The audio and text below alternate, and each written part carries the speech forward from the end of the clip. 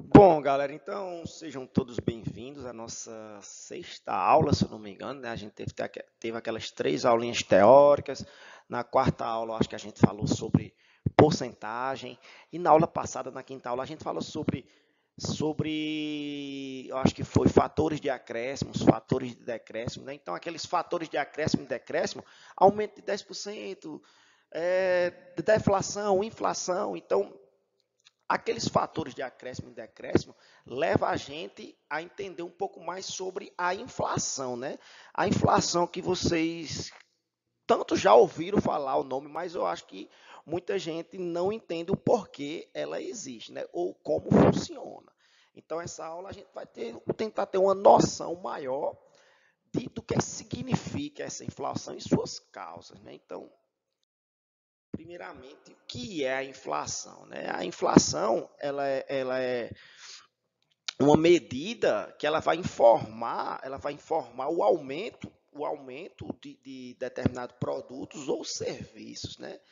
Então, a inflação, ela aumenta aquele produto que você chega lá e diz, rapaz, esse produto está caro demais, mês passado estava mais barato, né?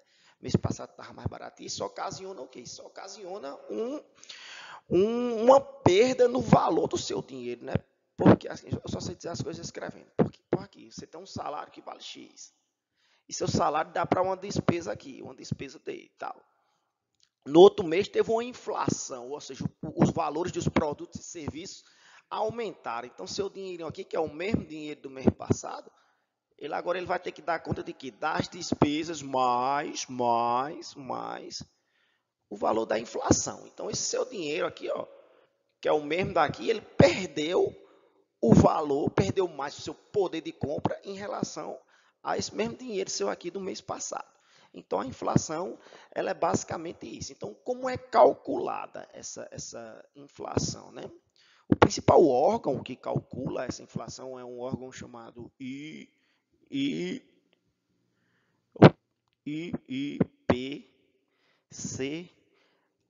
que é o índice de preço, é o índice de preço ao consumidor amplo, é o IPCA. Então, é o IPCA que ele vai calcular a variação de preços de várias categorias lá de bens e serviços, né? Produtos e serviços. Eu separei aqui as principais categorias. As categorias analisadas pelo IPCA, né, que é transporte, alimentação e bebidas, né, habitação, saúde, cuidados pessoais, despesas pessoais, comunicação, educação e vestuário, né? E como é que funciona esse cálculo? Bem, a grosso modo, o que é que acontece aqui? Faz de conta que o preço do transporte em determinado mês, não sei que mês, algum mês da vida aí de vocês, o preço do transporte ele teve um aumento de 5%. O preço do transporte teve um aumento de 5%. E, por exemplo, também o preço no mês aqui, ó, do vestuário, das tuas roupinhas, teve uma queda de 2%. Né? E faz de conta que os outros tudinho se manteve no mesmo preço aí, alimentação, bebida, habitação, tudo no mesmo preço.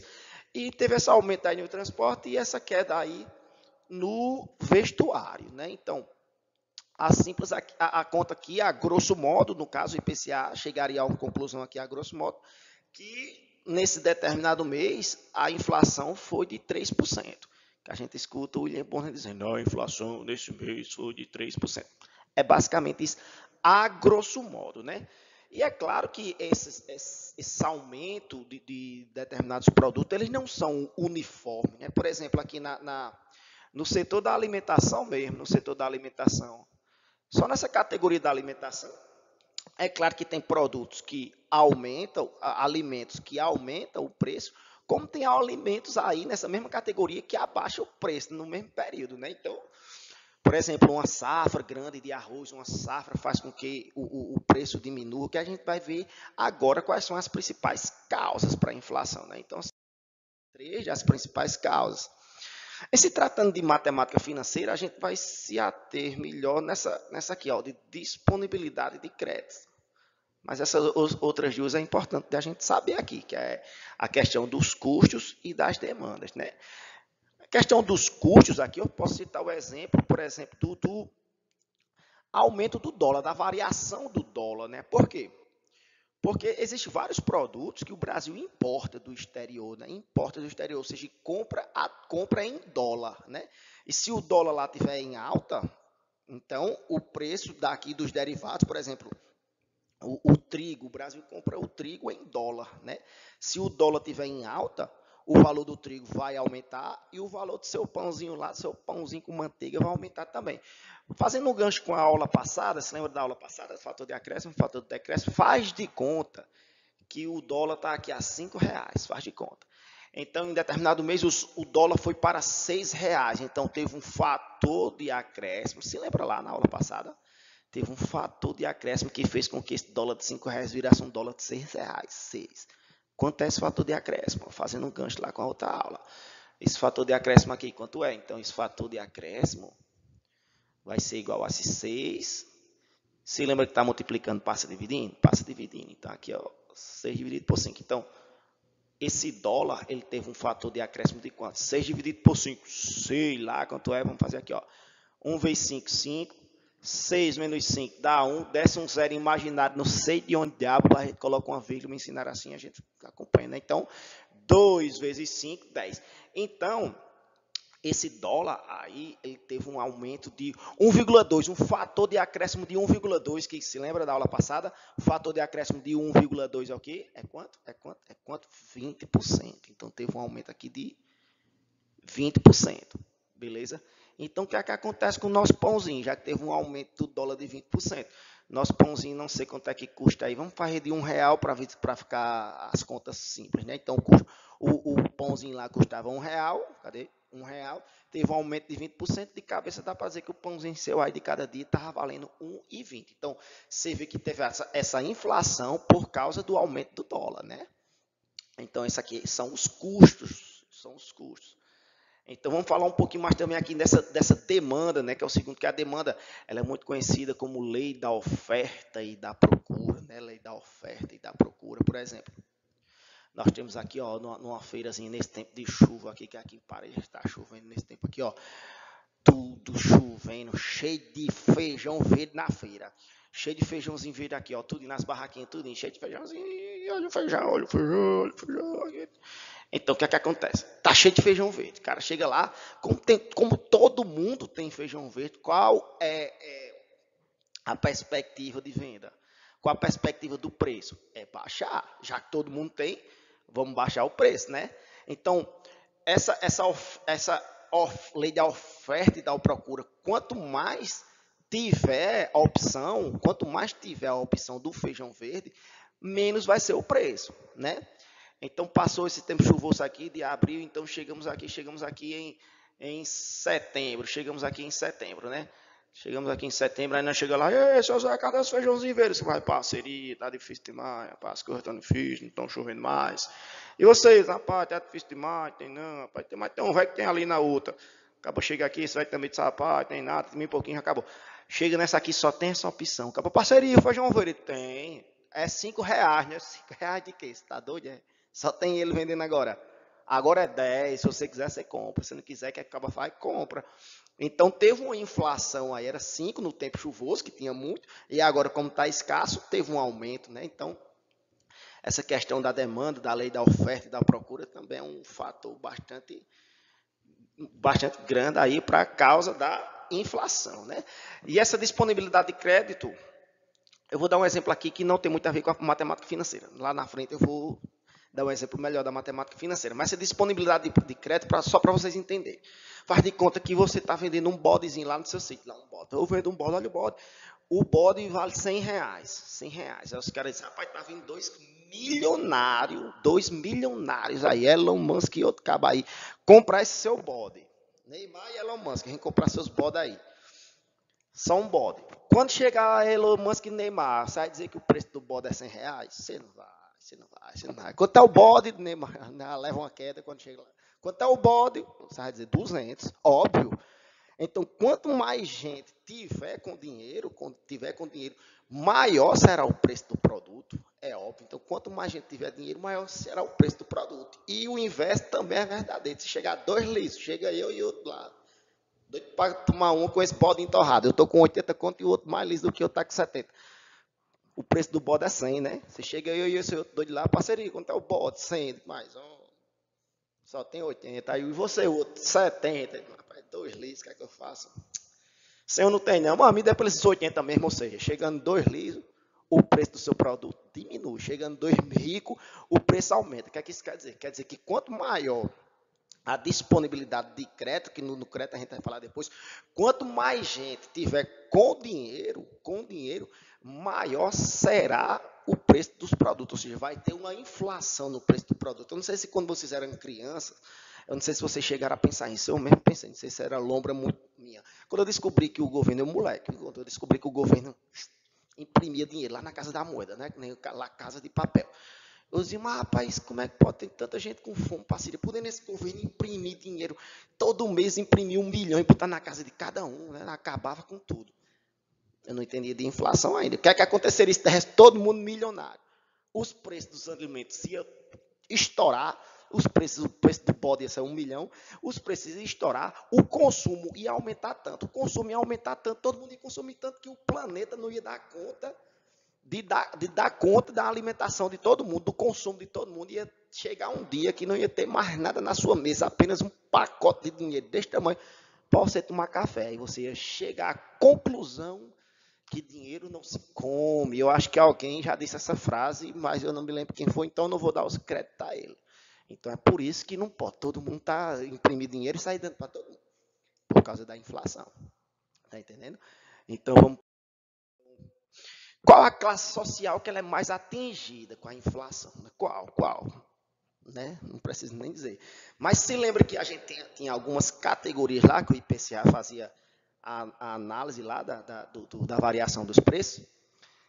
Então, vamos lá. Os pobres aqui, os pobres versus os ricos. Então, é claro que o crescimento da inflação não é uniforme. Tem umas categorias que influem, que aumentam mais de preço e tem umas categorias que aumentam menos. Né? O IPCA é só a soma disso tudo. Né? Mas é claro que tem uma variação diferente. Então, qual as categorias que influenciam mais nos pobres? Né? A alimentação, obviamente, a alimentação, podem pagar no máximo só para comer, né? Já está bom demais. E transporte, comer e trabalhar. Transporte. E nos ricos, quais as categorias que influenciam mais? Educação, né? Normal, né? Você lembra desde lá dos primórdios, né? Que a gente viu a questão da educação, da fragmentação da educação. Educação educação e vestuário. Vestuário, os cabas tem que estar bonito, o rico tem que andar bonito, vestuário. Beleza. Então eu peguei um recorte aqui da pandemia.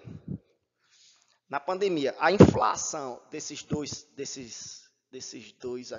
duas categorias aqui, foi de quase 15% a inflação. Quase 15%.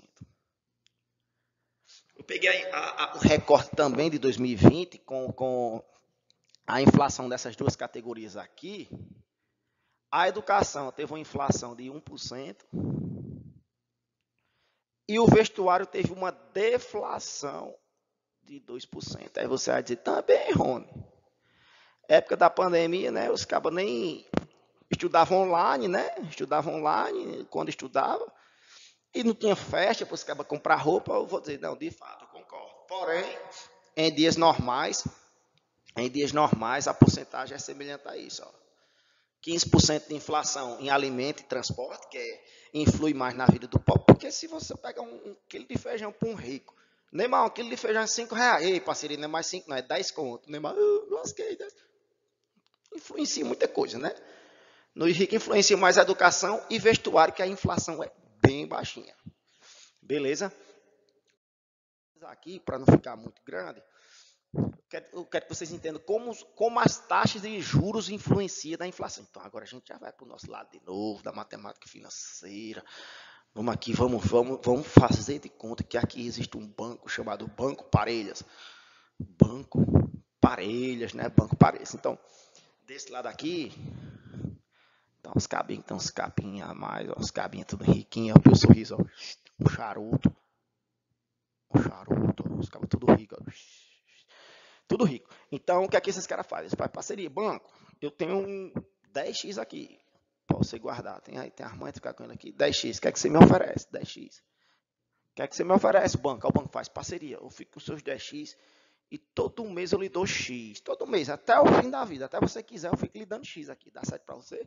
Acaba, pega, mano, não tava servindo de nada mesmo, eu fico pegando esse seu X aqui.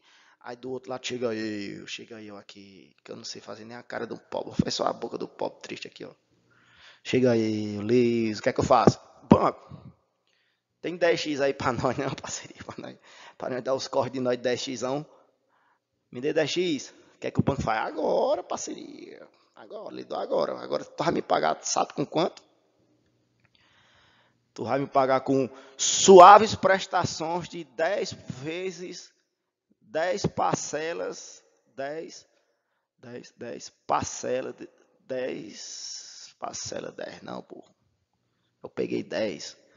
Você vai me dar com, pode ser, 10 parcelas de 2x. Dá para você?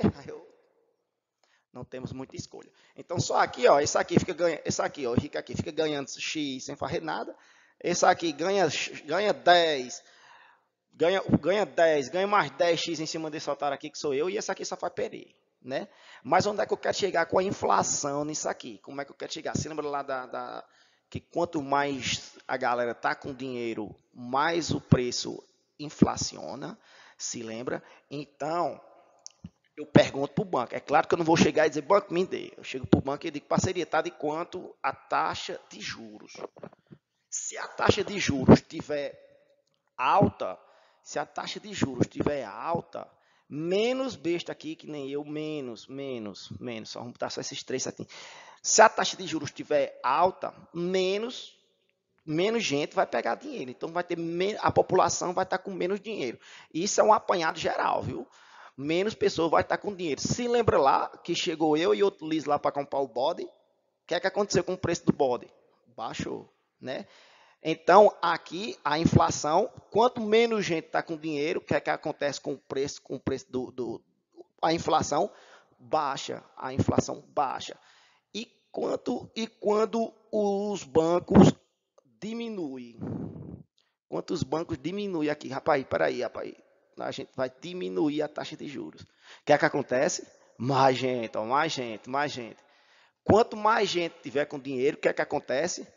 Quanto mais gente tiver com dinheiro, maior vai ser o valor do produto. Então, tem esse equilíbrio, tem que ter esse equilíbrio. E quem é que controla esse equilíbrio? Quem controla esse equilíbrio é uma taxa chamada taxa Selic. Taxa Selic. Então, a taxa Selic ela é de suma importância para esse controle da inflação, né? Se a taxa Selic estiver alta, menos gente vai pegar dinheiro no banco, né? Então, com menos gente com dinheiro, os preços caem. O que é que a Selic faz? Baixa a Selic. Quando a Selic faz, tudo em volta para o banco. Então, quanto mais gente com a disponibilidade de crédito, se lembra lá do começo, quanto mais gente com a disponibilidade de crédito, o que é que acontece com o valor dos produtos? Aumenta. Então, a inflação tem que entrar em equilíbrio. E quem tenta equilibrar essa inflação com a disponibilidade de crédito é essa taxa Selic, né, que é um órgão lá do Banco Central, que eu acho que a gente falou dela lá na terceira aula. Então, ele é quem controla essa inflação. Então, por que eu estou falando de taxas? Eu estou falando de taxas porque a partir da próxima aula a gente vai encaminhar, a gente vai falar de taxas proporcionais, vai falar de taxas equivalentes, que é nada mais, nada menos que um embrião do juros simples e juros compostos, né? Então, é bom você ter todo esse apanhado para que, quando a gente chegar lá na frente, a gente tenha uma visão melhor sobre essas taxas de juros. Beleza? Então, conto com vocês. Até a próxima aula. Valeu! Desliga, desliga, pô, desliga.